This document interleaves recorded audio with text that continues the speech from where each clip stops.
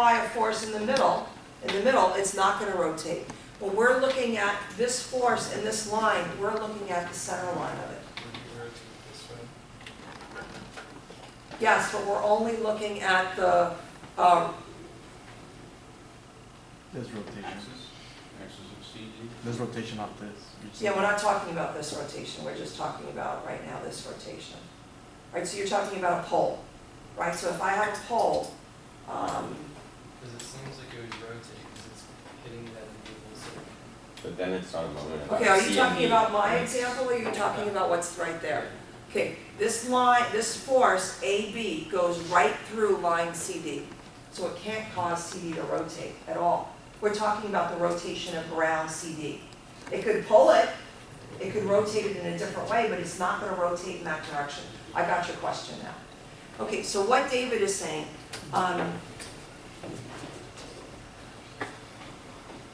let's go back to forces. We have this force going off, and I want to find the component of force along this line. I'm not asking how this force is going to pull this in this direction. I'm only asking you the component of this force that's along this line. Because with this force, this thing might go this way. When I find the component of this force, I'm finding the component along that line. Does that make sense? Yeah. So the same thing is if I have a rotation, I want to know what component of this force, or this moment, is going to cause this to rotate this direction along its line. I'm not asking about this other rotation. Because then that would be about the point D instead. It would be about some other point. Because we know that there is a rotation caused at C, right? And there's a spin around the X, and there's a spin around the Y, and a spin around the Z. But there is no spin along line CD because it intersects. Got it? Yeah. Because JJ, that's what you're talking about, Yeah. right? You're trying. Are we assuming that line CD extends infinitely both directions? Yes, Okay. because that's the way we would find out whether it intersects or not, right? I have to draw CD going up. Do they intersect above the box or below the box? Above it, above it. So AB and CD intersect above the box. You can see how they're converging. Yeah. With it, does that line, could you say it has a line of action, just like the vector has a line of action, and the lines of action are intersecting? Yeah, you mean force, right? A force vector has a line of action, and a moment has, I think, an axis of rotation. I wouldn't call it a line of action, Right. but it's a line of rotation. Okay. So let's go back. If I wanted to find the component of this force, C, along the x-axis, you know you take the force and you dot it with the unit vector of x-axis. You know that. Okay. Remember I mentioned bicycle frames. Bicycle frames aren't always in the x, y, and z direction. So we should be able to take any force and dot it with any line and find the component of any force along any line in space. And because the force are vectors, just like moments, we do the same thing. I want to find the component of MC. I wanted to find the component of the moment about C that's along this line CD. That's all I have to do is dot this guy with the unit vector. Okay? So now I want to show you 2 ways that we can do it.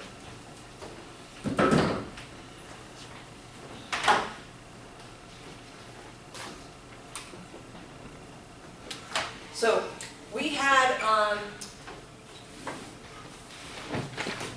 the first thing we did was moment about C, and what was the force going from? Where are we? Isadora? It was going from A to B, right? So what was my R going from? C to A. And these are all vectors. And then in the end, I wanted to find what the moment is along line CD. So I have 2 options.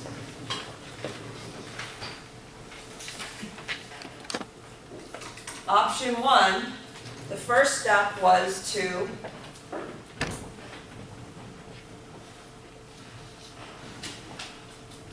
find the moment about point C, and it's equal to RCA cross FAB. And the second step was to find this, which is equal to MC dot ECD. That's what we did. We did option 1. We found the moment about the tail of the line, which is point C. And then we found the moment about the line by dotting it with the unit vector of that line.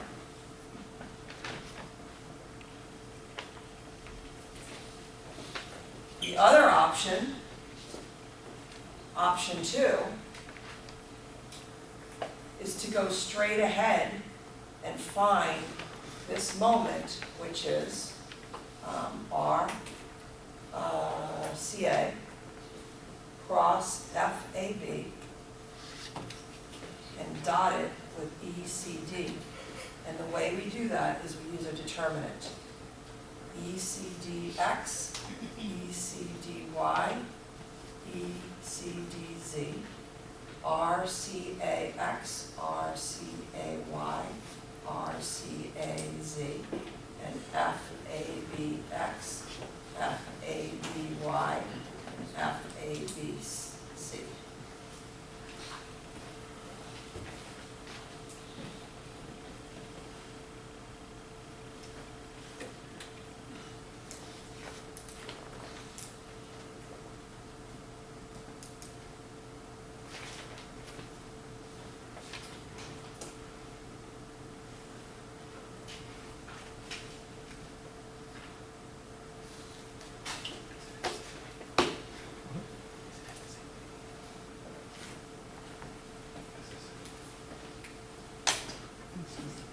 Yeah.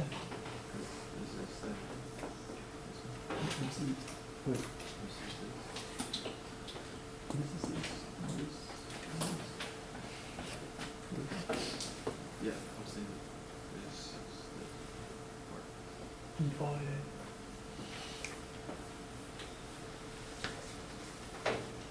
So Evan, when I'm trying to find the moment about point C and I do R cross F, I am doing a determinant, but I leave I, J, K in here. So my answer has an I, J, and K in here. So what does that mean? What does that tell you about this? It's not in just one direction. Right, it's a vector. Let's take a look at, I put this line up here, so let's look at this.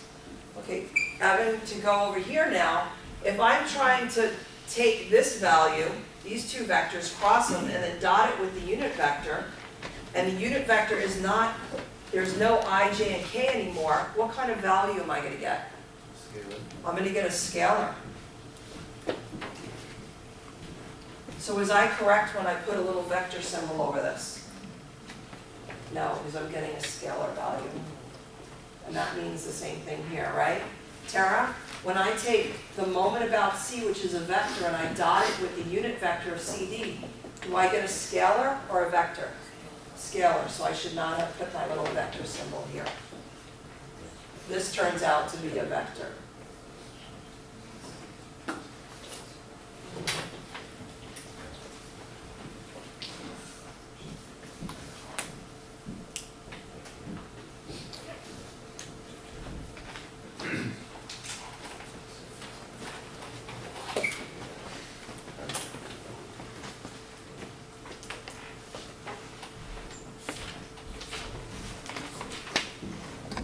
So let's look at this tripod for a minute. There's a force here, a weight that's going down.